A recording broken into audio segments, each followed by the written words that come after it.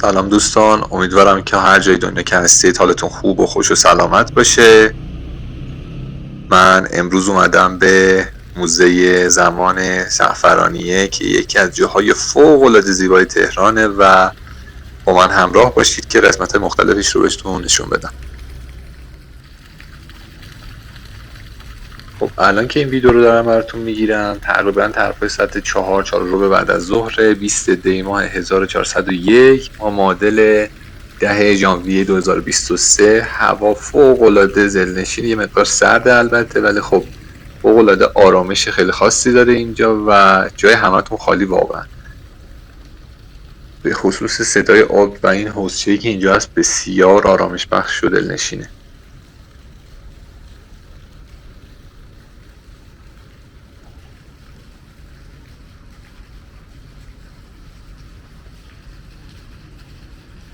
خب دوستای عزیزم، قبل از اینکه بریم به ادامه ویدیو بپردازیم، اگر به این سبک از ویدیوهای من علاقه‌مند هستید حتما کانال رو سابسکرایب کنید که ویدیوهای بعدی من رو از دست ندید. اگر هم که از ویدیو خوشتون اومد که حتما لایک کنید. اگر سوالی هم داشتید که خیلی خوشحال میشم توی کامنت ها بنویسید که من پاسخگو باشم. خب بریم به ادامه ویدیو برسیم و از نمای باغ براتون یه خورده ویدیو بگیرم و یه کافه فوق العاده خوشگل داره اینجا که میخوام برم داخلش و یه سفارشم بدم و داخل اونجا هم اگه بشه براتون ویدیو بگیرم.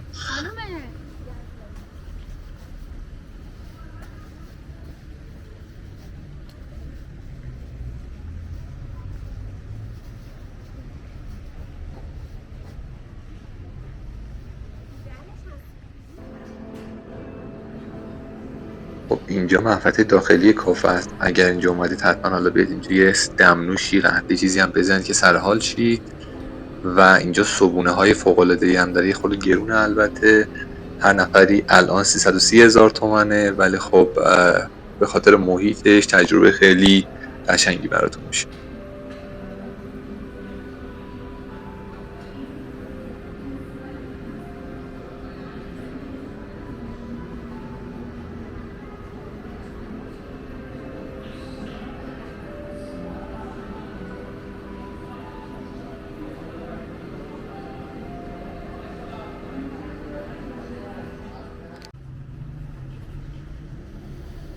خب من یک ساعتی تقریبا نشستم توی کافه که ساعت 5 بشه این مقدار هوا تاریک شه و این چراغ‌های محوطه روشن شه که خب این هم جلوه خیلی زیبایی داره و از این مدل موزه زمان هم براتون ویدیو گرفته باشم که توی این ساعت هم ببینید محوطه باغ.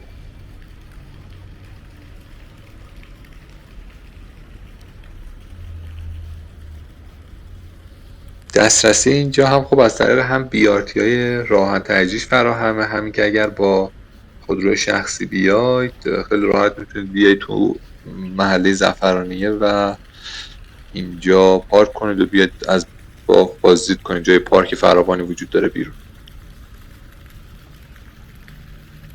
خب ساعت بازدید اینجا از ساعت 9 صبح تا 5 بعد از ظهر و البته حالا من ساعت 4 اومدم، ولی خب اجازه بازدید از داخل موزه زمان رو به من ندادن. این ساختمونی که میبینید داخلش رو اجازه ورود به من ندادن، بسته بود.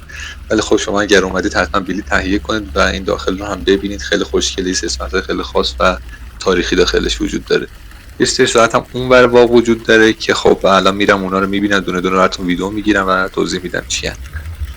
در مورد تاریخچه این موزه زمانم بخوام براتون بگم، اینجا یه مساحت 5000 متری داره و 700 متر مربع زیربنا داره. اون ملکی که داخلش میبینید 80 سال تقریبا قدمت داره، ولی خب این ساختمون اصلش به دوره قاجار برمیگرده، زمانی که این باغ به عنوان بخشی از اراضی باغ فردوس به معیرالممالک داماد ناصرالدین شاه تعلق داشت و بعد از مرگش این باغ به پسرش رسید و همینجوری دست به دست چرخید و اومد درختای اینجا رو قطع کرد برای استفاده در کورهای تهران و تا اینکه شخصی به نام حسین خداداد اومد این ملک رو خرید و بازسازی کرد و این گچوریایی که میبینید مربوط به اون دوره هستش که توی سال 1346 اتفاق افتاده.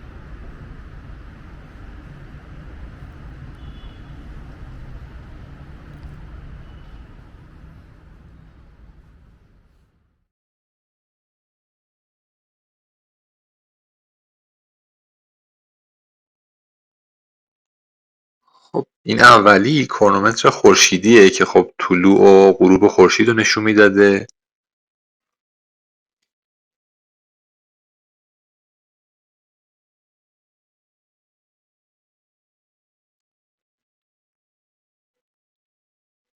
این ساعت روغنیه که مجهز به یه مخزن مدرج بوده که توش روغن میریختن و با روشن شدن فتیله ساعت و استفاده از روغن موجود تو مخزن، زمان از روی درجه های روی مخزن مشخص میشده. جالب این که توی شب هم محیط رو روشن میکرده.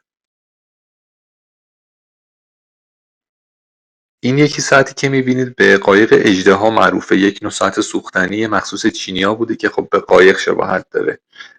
یه شمع خوابیده، یعنی مکانیزمش اینه که یه شمع خوابیده داخلش بوده و یه سری وزنهایی با فواصل معین دو طرف این قایق آویزون شده. وقتی که شمع میسوخته در طول روز، دونه دونه این وزنها میافتاده و با استفاده از این ساعت رو متوجه میشدن. معیار تشخیص زمان هم تعداد وزنها و صدای دنگ دنگی که این وزنها ایجاد میکردن بوده و از روی اون میفهمیدن که الان ساعت چنده.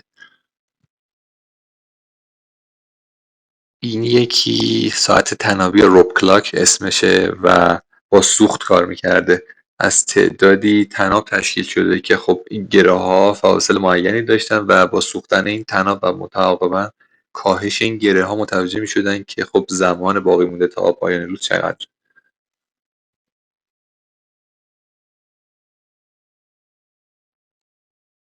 خب اینم ساعت شمعیه که خب داره یک سری درجه بندی رو بدنش بوده که با روشن شدن شمع و ذوب شدن اون از طریق درجه های باقی مونده متوجه گذر زمان شدن.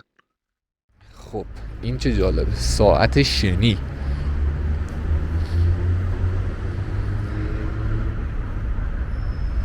ساعت شنی یا سند گلاسز در اروپای قرون وسطا ساعت‌های شنی به طور گسترده‌ای به کار برده می‌شدند و اغلب از آنها در کشتی‌ها و یا در کلیساها به منظور اندازه‌گیری زمان مراسم استفاده می‌شد. شن این ساعت‌ها معمولاً از پودر پوست تخم‌مرغ بود، چرا که شن واقعی بسیار زمخت می‌نمود. شن از قسمت میانی که سوراخی باریک بود عبور کرده و از یک مخزن شیشه‌ای به مخزن شیشه‌ای دیگر منتقل می‌شود. این ساعت‌ها صرفاً به منظور اندازه‌گیری بخش‌های کوتاه زمان و اندازه‌گیری یک مقدار ثابت از زمان مفید بودند. خب بریم سراغ بعدی، ساعت‌های آبی.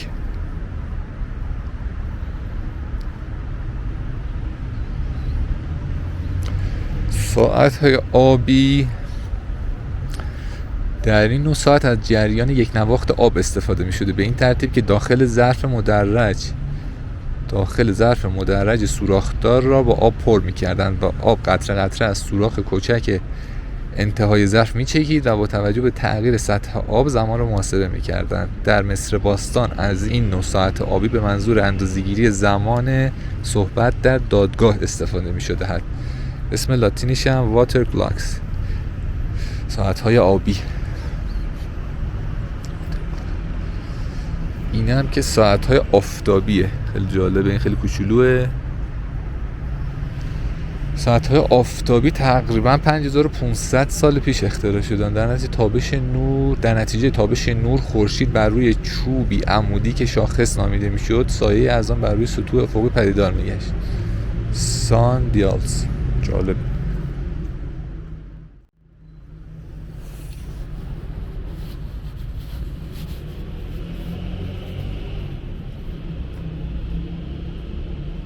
راستی تا یادم نرفته، داخل این ساختمون موزه اگر رفتید خب ساعت‌های خیلی خاصی وجود داره که این ساعت‌های درخور توجه موزه ساعت تاقچه‌ای بوده متعلق به 1313 که در قورخانه تهران ساخته شده و مزین به تصویر حکاکی شده پهلوی اول هست و در کنار اونم یه سری ساعت‌های خیلی خاص وجود داره که یکیش واسه پروفسور حسابی بوده و یه سری هم مربوط به ناصرالدین شاه و احمد شاه قاجار و مظفرالدین شاه بوده.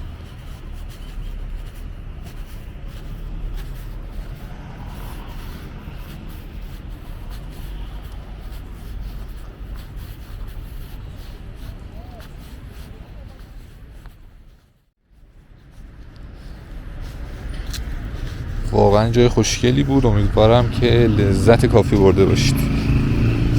هوا هم خیلی سرد اینجا، زمستونه واقعا. طرفای الان فکر کنم امروز 20 دی ماه بود. بیرونش هم خب خیلی زعفرانی است دیگه. اینجا به شدت جای خوشگل و دلبازیه و فوق العاده قیمت‌های ساختمون و آپارتمان اینجا گرونه.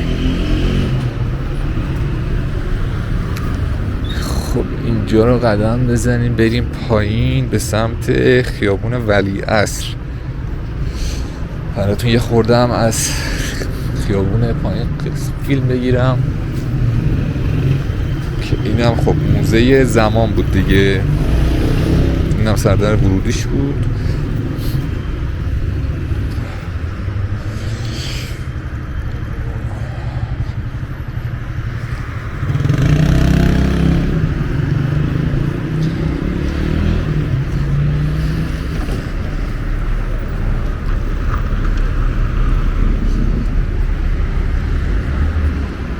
واقعا اینجا خوشگله، واقعا اینجا خوشگله، به خصوص توی پاییز. البته الان که زمستونه ولی خب همچنان درخت‌ها نمای فوق العاده خوشگل و چشم نوازی دارن. خب امیدوارم که از دیدن این ویدیو نهایت لذت رو برده باشید. اگر که به این سبک از ویدیوهای من علاقه‌مند هستید حتما کانال رو سابسکرایب کنید که ویدیوهای بعدی من رو از دست ندید.